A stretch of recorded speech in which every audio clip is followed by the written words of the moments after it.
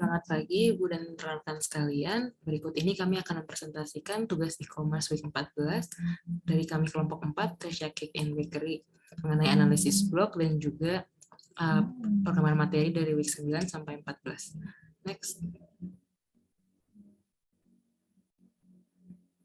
Sini ada anggota kelompok kami, yaitu saya sendiri, Monika Irena, ada Prancis Tiasanasi, ada Jackie Amalia, dan Rexantira Iverson. Next.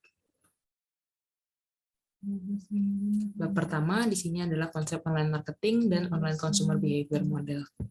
Next.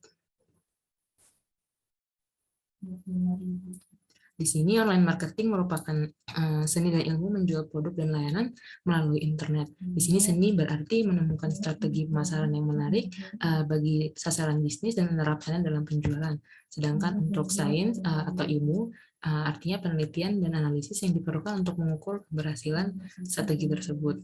Lalu yang kedua adalah cara kerjanya. Di sini artinya berbagai cara digital online maupun elektronik untuk mendorong pesan ke pelanggan, baik pelanggan yang sekarang maupun yang calon pelanggan nanti. Pesan di sini itu maksudnya adalah seperti gambar atau teks atau video yang bisa diberikan kepada media. Contohnya dalam media sosial atau bisa juga surumit menggunakan website atau saluran media lainnya.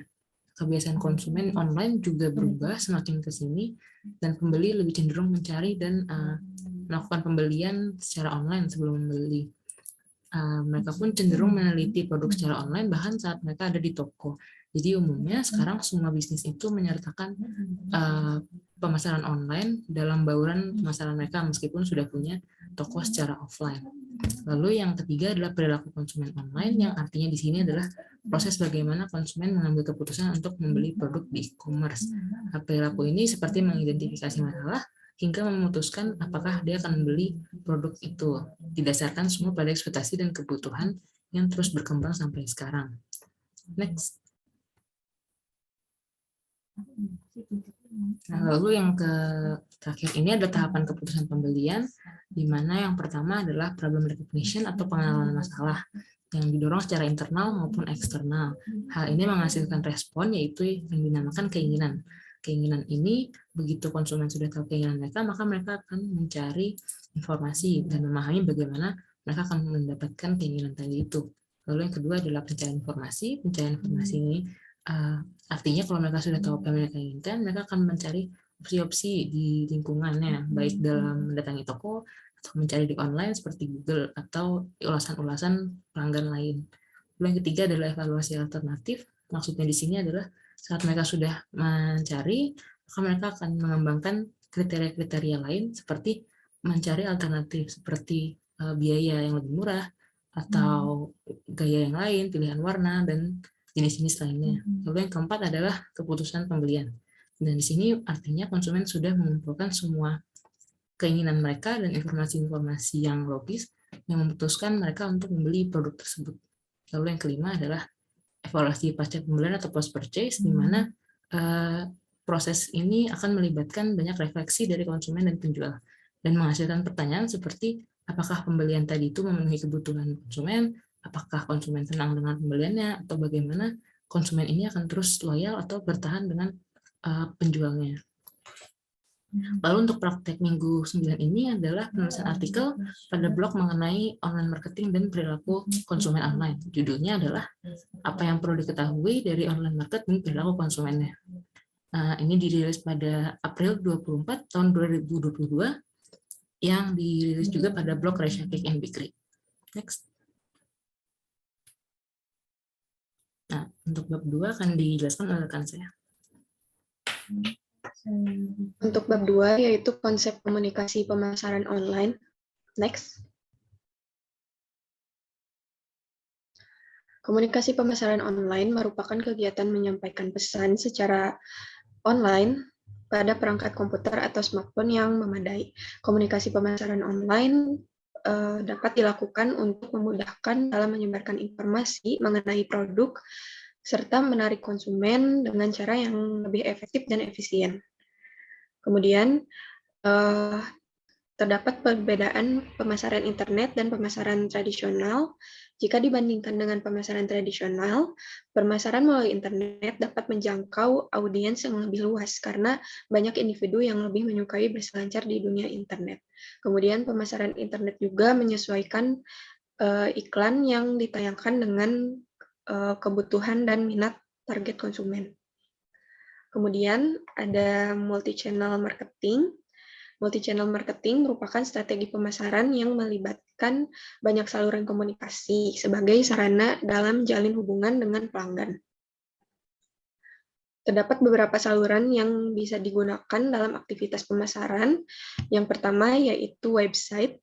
Membuat situs web merupakan langkah awal dalam membangun merek. Yang kedua, ada tradisional online marketing. Teknik pemasaran tradisional yang paling umum adalah dengan menggunakan search engine marketing, display advertising, kampanye email, dan program afiliasi. Yang ketiga, ada social marketing. Pemasaran sosial bisa dilakukan melalui jejaring sosial, situs blog, forum, pemasaran visual, dan pemasaran video. Kemudian ada game marketing dan offline marketing yang biasanya dilakukan pada televisi, koran, dan majalah. Next.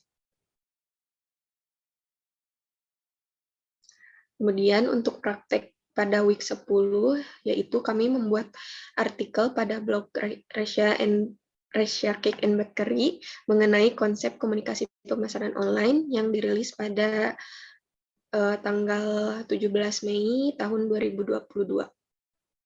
Next. Selanjutnya akan dijelaskan bab 3 oleh teman saya. Baik, untuk selanjutnya ada bab 3, itu merupakan konsep komunikasi pemasaran online bagian planning. Nah, jadi di bab ini dibahas jenis-jenis dari pemasaran online tradisional. Yang pertama ada Search Engine Marketing atau SEM, yang merupakan sistem yang memiliki kemampuan untuk membantu dalam mengoptimalkan visibilitas dari sebuah website dan halamannya berdasarkan kata kunci di hasil pencarian oleh mesin pencari seperti Google. Nah, ini juga bisa digunakan sebagai tujuan branding dari perusahaan. Ini memiliki skalabilitas yang tinggi dan juga menaikkan perilaku dari konsumen online. Untuk model bisnisnya sendiri, penyedia layanan SEM ini biasanya adalah pay-per-click, di mana pengiklan baru akan membayar biayanya setelah terdapat orang yang mengklik website pengiklannya. Jadi untuk cara kerjanya sendiri adalah para pemilik website yang ingin mempromosikan websitenya memasang kampanye promosi SEM yang sesuai dengan kata kunci yang relevan dengan produk atau usaha bisnisnya. Jadi saat seseorang mengetikkan kata kunci tadi, website dari pengiklan akan muncul dan dapat dilihat oleh calon konsumen. Lalu yang kedua ada search engine advertising. Ini merupakan iklan pencarian di internet atau iklan pencarian online yang memunculkan website pengiklan sebagai iklan berbayar secara langsung dan kemungkinan besar akan muncul di halaman pertama mesin pencari seperti Google dan Bing. Nah, jadi SEA ini juga dapat digunakan untuk membantu meningkatkan penjualan dan usaha bisnis, dan contohnya sendiri ada dari Google Ads. Lalu ada juga display ad marketing, ini biasanya berbentuk gambar, teks, atau bahkan video yang menarik pengguna platform untuk mengunjungi suatu halaman. Nah, biasanya penyedia layanan pemasaran berbentuk display ad ini menggunakan sistem cost per click atau CPC, sehingga setiap terdapat pengguna yang mengklik iklan dari pengiklan, maka pengiklan akan dikenai biaya berdasarkan penawaran yang telah disepakati. Contohnya ada dari banner, rich media ads, iklan video, sponsorship, dan juga advertising networks. Lalu selanjutnya ada email marketing. Ini merupakan pemasaran yang dilakukan dengan media email. Nah, kegunaannya sendiri juga untuk berinteraksi kepada konsumen-konsumen lamanya. Nah, pada umumnya email marketing ini juga digunakan sebagai bentuk customer relationship management atau CRM oleh pemilik usaha bisnis kepada konsumen existing-nya. Untuk skalabilitasnya sendiri tergolong medium dengan menarikkan perilaku dan juga demografis dari konsumen. Nah, terdapat dua jenis dari email marketing. Ini yang pertama ada newsletter. Ini merupakan email yang berisikan pemberitahuan baru dari perusahaan yang ditujukan untuk konsumennya yang masuk ke dalam list berlangganan. Lalu ada juga jenis drip email yang merupakan email yang berisikan informasi dari perusahaan yang merupakan strategi pemasaran jangka panjang. Contohnya adalah untuk menarik konsumen lama yang sudah lama tidak bertransaksi kembali pada tokonya untuk kembali bertransaksi. Nah, selanjutnya ada affiliate marketing. Ini adalah pemasaran yang dilakukan dengan sistem memberi komisi kepada pemasar yang berhasil menjual produk atau jasanya. Nah, untuk sistem pembayarannya sendiri biasanya adalah pay per sale, pay per lead, dan pay per click. Contoh dari affiliate marketing ini adalah influencer, blogger, halaman pencarian, dan juga situs web yang besar. Lalu ada juga viral marketing, ini merupakan teknik pemasaran yang dirancang untuk menginspirasi konsumen untuk menyampaikan informasi kepada orang lain atau koneksinya secara sukarela. Nah, teknik pemasaran ini mengandalkan audiensnya sendiri untuk menjadi promotor dari perusahaan secara sukarela. Ini juga contohnya adalah dianggap efektif terkait juga dengan brand awareness atau biasanya juga sekarang sedang hype itu e-worm atau electronic word of mouth yang nantinya bahkan bisa menunjang dari penjualan. Contoh implementasinya adalah billboard yang sengaja dipasang terbalik untuk mengundang audiens. Nah, kelebihannya sendiri adalah menghemat biaya dari promosi dan juga kemungkinan besar akan diliput oleh berbagai media. Namun juga untuk kekurangannya adalah karena sulit diprediksi untuk outputnya, maka berpotensi akan menimbulkan citra yang buruk terhadap perusahaan. Lalu ada juga lead generation marketing, ini biasa juga disebut dengan inbound marketing yang merupakan layanan pemasaran dan alat untuk mengumpulkan, mengelola, atau mengatur dan mengubah prospek. Jadi dari sebuah prospek diubah menjadi pelanggan. Lalu selanjutnya ada social marketing advertising, ini merupakan tipe pemasaran online yang pertumbuhannya itu paling cepat dan memiliki target audiens yang sangat besar dari jaring sosial. Untuk contohnya sendiri ada dari social marketing dan juga contoh dari social marketing adalah blog marketing dan juga game marketing. Lalu ada mobile marketing advertising, ini merupakan pemasaran seluler atau strategi pemasaran produk yang dilakukan melalui media channel teknologi digital yang menargetkan konsumen yang menggunakan perangkat seluler.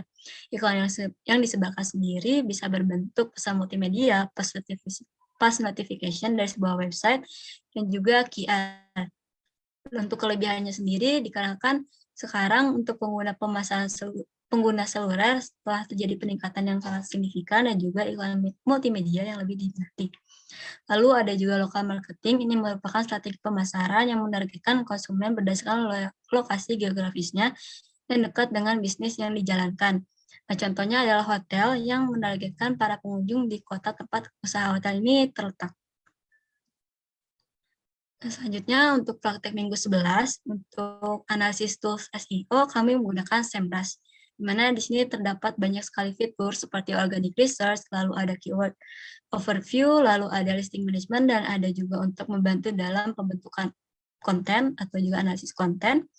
Nah, ini namun untuk kekurangannya adalah SEMrush ini hanya memberikan trial berupa 10 kali dalam sehari.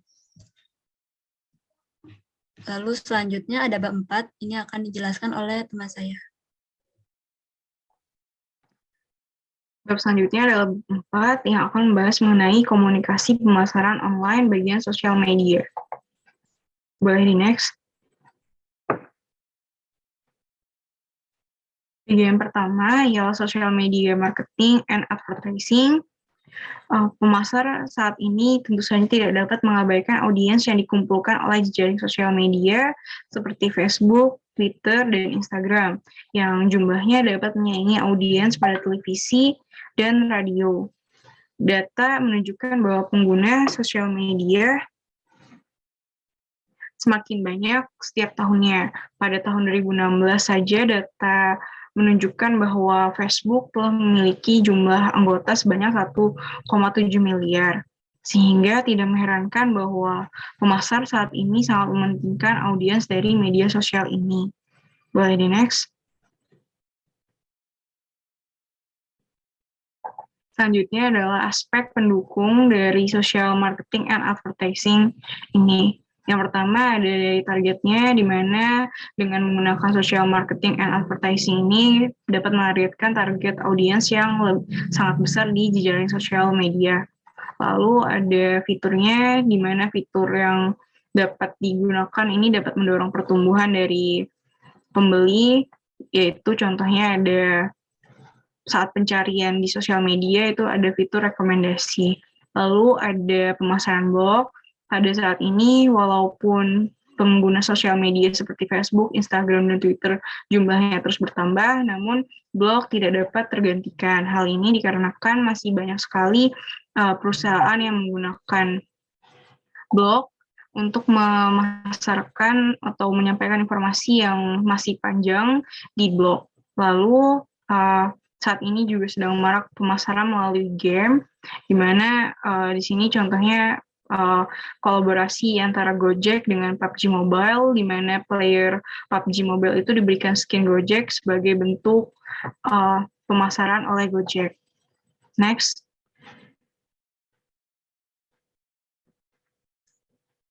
Selanjutnya ialah mobile marketing.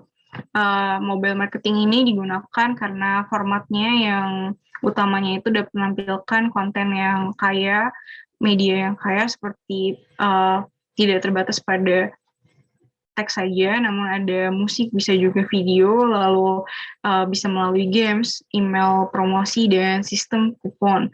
Dan mobile marketing ini juga bisa dilakukan pada app marketing, yaitu maksudnya adalah iklan pada aplikasi-aplikasi di mobile. Next. Selanjutnya ada local marketing. Di sini local marketing itu ditujukan untuk lokasi geografis pengguna, yaitu untuk para pembeli lokal dan para pencari yang lokal. Dan pencarian lokal ini dari total semua pencarian yang dilakukan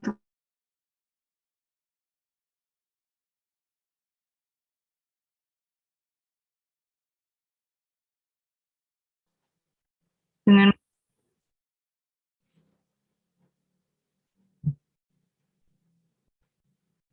alat pemesanan lokal yang paling umum digunakan tadi adalah penargetan geografis dengan menggunakan Google Maps dan tampilan iklan pada publikasi hyperlokal. Next. Selanjutnya ada multi-channel marketing. Di sini multi-channel ini dikembangkan karena konsumen saat ini bersifat multitext atau semakin banyak jenisnya sehingga tidak dapat berfokus pada salah satu channel marketing saja. Namun kita sebagai pemasar harus dapat menciptakan multi-channel marketing. Dan multi-channel marketing ini juga dilakukan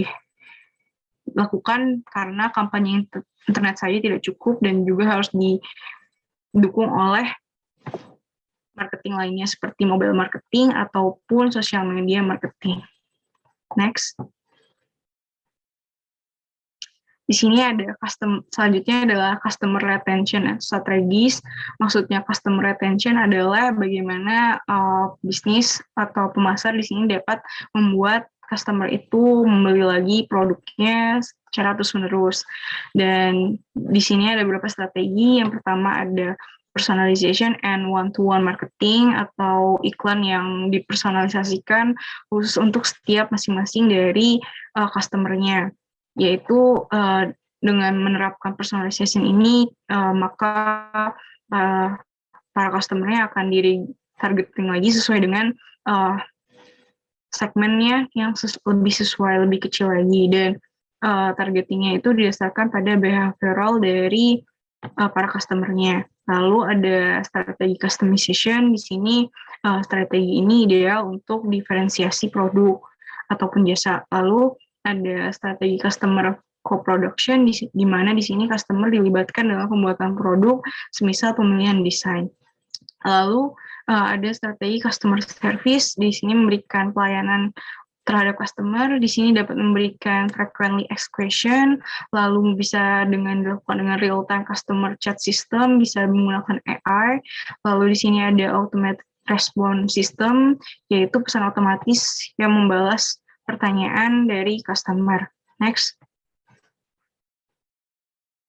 Selanjutnya ada pricing strategis. Di sini selain menggunakan marketing yang telah dibahas tadi, di sini juga kita bisa memainkan harga, yaitu yang pertama di sini ada bisa pemberian produk secara gratis dan memberikan produk premium atau di sini fitur fitur gratis, namun fiturnya itu masih terbatas, sehingga ketika customer ingin mengakses full-nya itu diwajibkan untuk membeli atau membayar fitur premiumnya. Strategi yang pertama ini dilakukan untuk meningkatkan awareness dari para customer. Lalu ada strategi yang selanjutnya yaitu versioning, di mana di sini memberikan pilihan paket pembelian atau paket pembayaran yang lebih banyak dan lebih bervariasi. Hal ini guna untuk dapat mencapai target pasar yang jauh lebih beragam. Lalu strategi selanjutnya ada bundling, di mana di sini pemasar itu menawarkan produk yang sejenis dengan harga yang lebih murah dalam satu paket yang sama.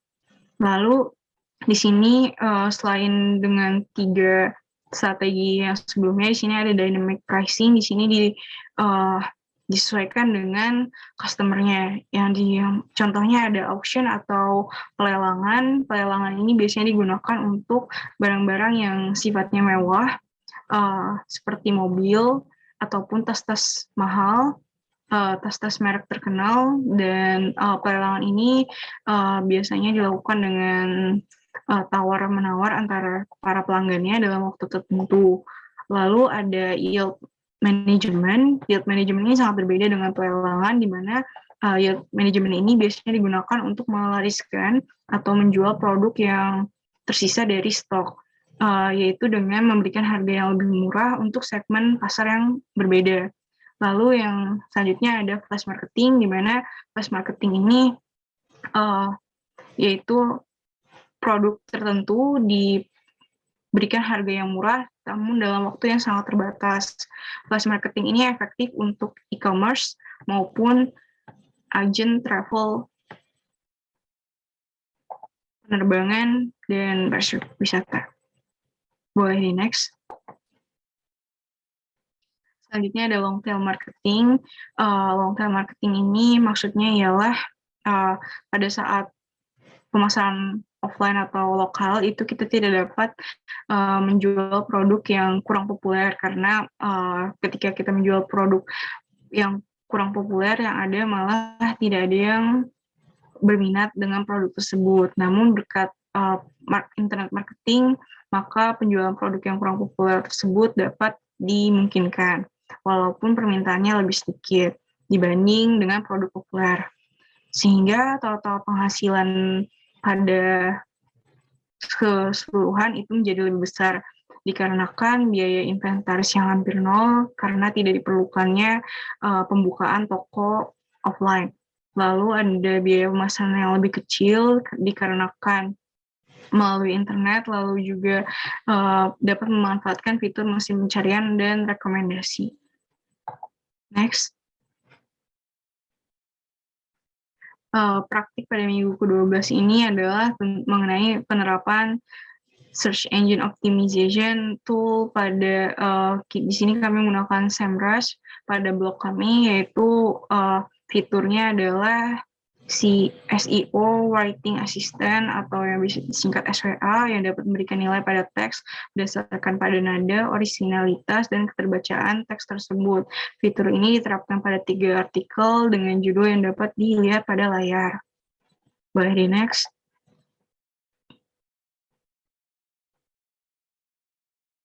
Ini adalah tabel hasil penerapannya. Di sini untuk artikel yang pertama itu nilai awalnya adalah 8,6 dan nilai sesudahnya adalah 9,1. Lalu untuk artikel selanjutnya nilai sebelumnya adalah 6,5 dan nilai setelahnya adalah 7,3, dan di artikel terakhir dengan nilai awalnya adalah 6,0 dan nilai selanjutnya adalah 8,5. Next. Bab selanjutnya akan dijelaskan oleh rekan saya. Baik, untuk bab selanjutnya yaitu bab 5 mengenai isu etika dan sosial. Next. Untuk isu etika dan sosial ini sendiri terbagi 3, ada etika, sosial, dan politik yang berkembang pada e-commerce. Terutama dalam ketiga konsep etika bisnis ini, yaitu etika, tanggung jawab, dan akuntabilitas. Yang pertama adalah etika, yang merupakan prinsip dasar yang dipegang oleh orang-orang yang menentukan mana yang benar, mana yang salah. dan juga digunakan oleh individu atau organisasi yang dalam melakukan bisnis untuk memposisikan orang dalam membuat sebuah pilihan. Lalu yang kedua adalah tanggung jawab. Di sini tanggung jawab merupakan mental atau pendirian sebagai seorang individu ataupun organisasi yang bertanggung jawab atas tindakan yang mereka ambil. Sehingga lanjut pada yang bagian terakhir, yaitu akuntabilitas, yang artinya bahwa setiap orang atau masyarakat harus bertanggung jawab kepada orang lain maupun dirinya sendiri atas konsekuensi tindakan mereka. Next. Lalu yang selanjutnya ada dilema isu etika sosial, di mana di sini dilema ini artinya dalam etika sosial dan politik biasa muncul situasi setidaknya ada tindakan yang bertentangan, sehingga masing-masing itu pasti mendukung apapun yang mereka inginkan. Yang pertama adalah hak informasi. Hak informasi di sini merupakan informasi pribadi di publik dan internet yang menunjukkan bahwa teknologi internet ini bisa membuat pengumpulan informasi baik secara pribadi maupun yang ada di lingkungan pun sangat mudah, dan menunjukkan dilema di mana siapa saja yang bisa mengakses informasi tersebut. Lalu yang kedua adalah hak milik, di mana ada hak kekayaan pribadi di dunia internet yang mempertanyakan bagaimana hak ini memiliki regulasinya, bagaimana ditegakkan di dalam sebuah dunia online. Dan juga menuju pada tata kelola, di mana regulasi dan hukum publik yang menunjukkan apakah internet harus memiliki regulasi, terutama dalam dunia e-commerce, sehingga merujuk pada keamanan dan kesejahteraan masyarakat yang menunjukkan upaya yang harus dilakukan untuk memastikan akses yang adil dan setara, dan juga siapa saja yang boleh mengakses internet. Next. Lalu yang terakhir adalah hak privasi dan informasi, di mana internet dan web itu memberikan resiko yang cukup besar untuk menyerang privasi jutaan penggunanya. Di sini privasi adalah hak moral seorang individu yang juga pastinya harus bebas dari pengawasan dan campur tangan publik. Sehingga di sini privasi ini dibutuhkan orang untuk berpikir, merencanakan sesuatu, dan juga bernyambung pada kerahasiaan informasi yang merupakan bagian dari privasi, yang menunjukkan bahwa informasi tertentu itu tidak boleh dikumpulkan sama sekali, baik dari pemerintah maupun organisasi. Lalu selanjutnya untuk praktek pada minggu ke-13, yaitu menggunakan tool SEO, SEMrush, dan juga Google Webmaster untuk melakukan analisis pada blog selama 6 hari dan melihat perkembangannya. Dapat dilihat di bawah untuk grafik perkembangan dan juga pengunjung dan waktu yang mereka habiskan dalam website kami. Lalu yang kedua juga melakukan promosi UMKM pada media sosial masing-masing. Yang kami gunakan di sini adalah Line official account yang tiap harinya kami melakukan postingan untuk mempromosikan produk-produk dan pelayanan yang diberikan oleh UMKM Cake and Bakery. Nah, next. Bab 6 akan dijelaskan oleh rekan saya.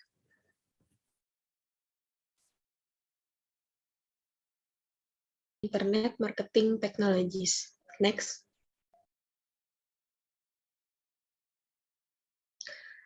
Yang pertama, ada dampak internet terhadap pemasaran. Internet dapat memperluas cakupan komunikasi pemasaran karena dapat menjangkau target pelanggan yang berada di mana saja. Kemudian, internet juga dapat menjangkau semua target dengan memberikan banyak pilihan saluran untuk digunakan seperti website, sosial media, dan e-commerce. Kemudian, penggunaan internet juga dapat memudahkan dalam menyampaikan informasi kepada pelanggan. Lalu ada sumber data pemasaran online. Yang pertama ada Web Transaction Logs. Log transaksi dapat mencatat aktivitas pengguna di situs web, kemudian akan memasukkan data pengguna yang sudah diperoleh tersebut ke software situs web. Yang kedua ada tracking files. Tracking files dapat mengumpulkan data pengguna web saat mereka berada di situs web lain. Terdapat 3 jenis tracking files, yaitu cookies, flash cookies, dan web beacons. Yang ketiga, ada database. Database merupakan aplikasi perangkat lunak yang menyimpan data yang terstruktur. Pemasar tentunya membutuhkan database untuk lebih memahami data yang sudah didapat dari log transaksi dan juga tracking files. Kemudian Ada CRM system atau Customer Relationship Management, merupakan sistem informasi yang mencatat semua data yang berhubungan dengan pelanggan dan juga dapat menghasilkan profil pelanggan untuk kebutuhan perusahaan. Data pelanggan yang sangat bermanfaat bagi perusahaan biasanya digunakan untuk membuat dan menjual produk atau layanan tambahan, mengembangkan produk baru, mengidentifikasi pelanggan, meningkatkan pemanfaatan produk, serta masih banyak lagi manfaat yang didapatkan dari data pelanggan. Selanjutnya akan dijelaskan bab 7 oleh teman saya.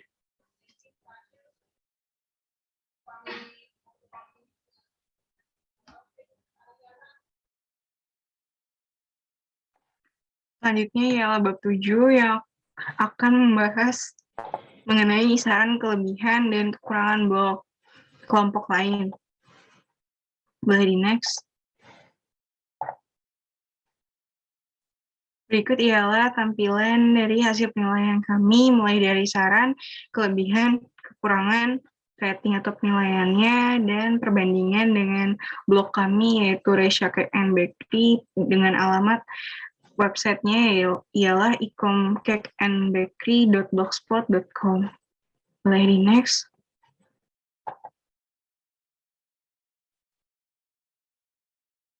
Berikut adalah lanjutan dari penilaiannya, sehingga dapat disimpulkan secara umum setiap blog memang memiliki kelebihan dan kekurangan yang kurang lebih sama, seperti ada blog yang memiliki tampilan yang kurang menarik, namun informasi yang diberikan dalam web tersebut memenuhi informasi yang dibutuhkan oleh pelanggan.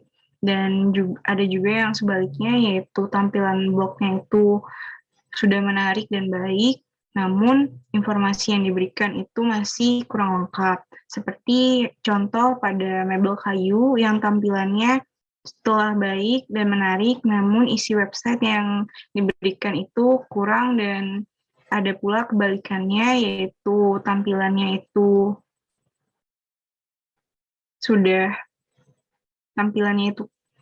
kurang baik, namun isi websitenya itu sudah cukup memenuhi informasi yang diperlukan, yaitu antik. Dapat dilihat pada layar. Lalu saran yang dapat diberikan oleh kami yaitu rata-rata adalah untuk menyeimbangkan antara isi websitenya, kelengkapan isi websitenya dengan tampilan agar tampilan dari websitenya itu tetap menarik.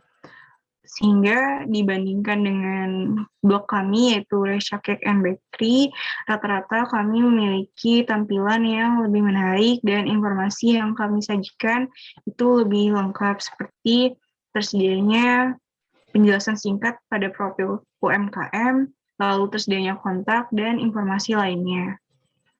Next.